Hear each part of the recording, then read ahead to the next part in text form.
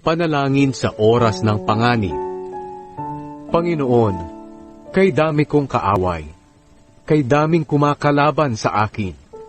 Sinasabi nilang hindi niyo raw ako ililigtas, ngunit kayo ang aking kalasag. Pinalalakas niyo ako at pinagtatagumpay sa aking mga kaaway. Tumawag ako sa inyo, Panginoon, at sinagot niyo ako mula sa inyong banal na bundok. At dahil iniingatan niyo ako, nakakatulog ako at nagigising pa. Hindi ako matatakot kahit ilang libo pang kaaway ang nakapalibot sa akin.